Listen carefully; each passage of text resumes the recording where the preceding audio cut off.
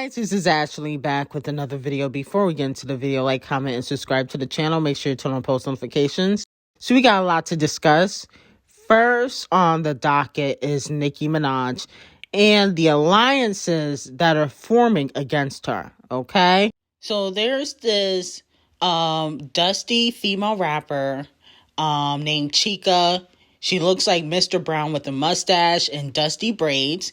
Decided to come for Nicki for absolutely no reason. This inspiring female flopper named Cheese Doodle, Chicken Wing, Chica, whatever her name is, decided to tweet, "Y'all love a mid-light-skinned rapper." Then everybody thought she was talking about Scratch Off. So, one person tweeted, "Leave her alone." And then she said, "That's my cousin. She be rapping. Okay, so I don't know if that's her actual cousin or if they have, a relationship behind the scenes, because Scratch Off ended up liking the tweet. And, she is a wannabe female rapper. Nobody knows her music. I've never even heard of her music. But since her rapping career is not taking off, I did hear that Burger King was hiring. Okay, so she might want to fill out an application. But with that being said, a few moments later, like a few hours later, she started to body shame Nicki Minaj. Okay, randomly. Nicki Minaj is on hiatus. She hasn't been bothering nobody. She hasn't been tweeting. She hasn't really been on social media. She did comment, on YouTube, but she really hasn't been doing much on social media. And the fact of the matter is, Scratch Off and the precious understudy is trying to team up against Nicki Minaj. Because I find it very odd that Scratch Off liked Chica's tweet, okay? Basically shading Ice Spice. That's what she was shading when she said mid-female rappers. She was shading Ice Spice. And then, try to diss Nicki Minaj. It's like they're trying to team up against her, the two flops. And so this is why I've been saying that Nicki Minaj needs a bow down record. These female reciters and female flops that go plastic cups every time they drop music don't have the audacity to talk about Nicki Minaj's weight, especially when you're bigger, okay? That's an oxymoron, stupid. So with that being said, Nicki Minaj, when she comes back, we need a bow down record. She did tweet, hold it down for me. She loved her fans, but we need a bow down record because first, Koi Fish start talking about you even after you helped her. Scratch Off is dissing you in records. Cardi B still shading you on social media. We got the precious understudy talking shit every other week. You got to come back hard, okay? We need a stupid hoe song, and we need it quickly, okay? Because these bitches are getting out of hand. These girls feel too comfortable to come for the queen of rap. And honestly, she needs to come back with like a stupid hoe. And it could be catchy. Diss records can be catchy. Look at Back to Back, what Champagne Thickums did with Meek Mill. That was all over the radio. She can come up with a catchy diss song and have the girls gagging. Moving on to Doja Cat. So it looks like Doja Cat will be attending the Grammys, okay? Somebody tagged her and said that it's getting close. Grammys, here we come. And they posted a picture of Doja Cat. So it looks like she will be attending, but she is not performing at the Grammys. With the Grammys lineup that they got, the ratings finna be low, okay? They got Doja Cat attending, Harry Styles, Lizzo, Camel Face. I don't really want to see any of those people. No shade. I feel like when it comes to the award shows, they're not credible. So that's why people are not really tuning in. And if Queen Bee and Nicki Minaj aren't there, I'm definitely not watching. Moving on to Scratch Off. So Koi Fish slightly shades Scratch Off. She ignores Koi Fish. People put out a fake tweet, but she ignored Koi Fish and she ended up dissing Ice Spice.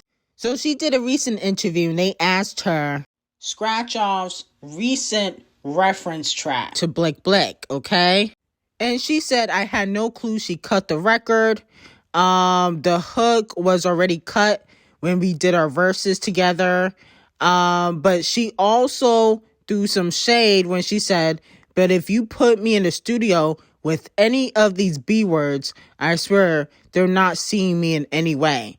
They're not coming out with no hit. And I say that in the most humblest, friendliest, loving, friendly competition way. I don't know about that, Koi Fish. I don't know about that because you don't really got a lot of hits. But with that being said, though, Koi Fish's Blick Blick did sound better than Latto's Blick Blick.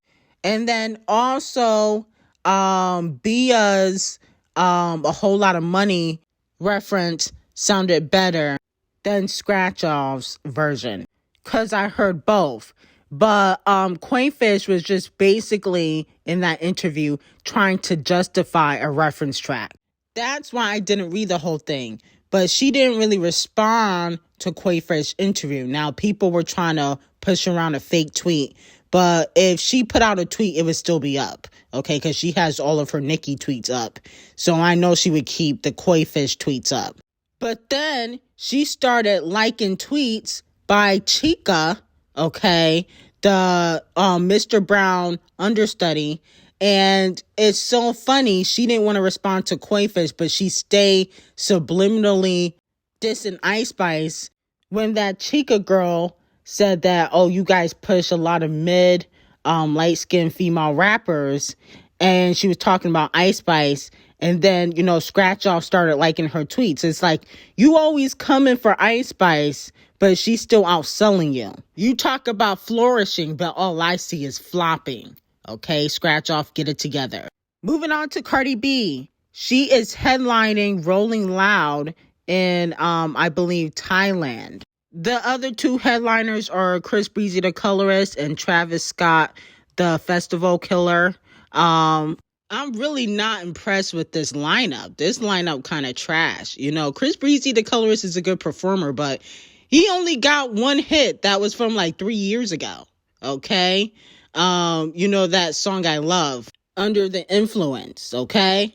But, you know, Cardi B, she's doing all these festivals because, you know, she want to go on tour. But at the end of the day, are people really checking for Cardi B? Because last time I checked, when she was performing at festivals last year, none of them sold out. You know what I'm saying? So I don't know. It just seems kind of odd to go to Thailand when you can't even sell in the U.S. No shade. I just hope that these people don't have to hear Invasion of Privacy again.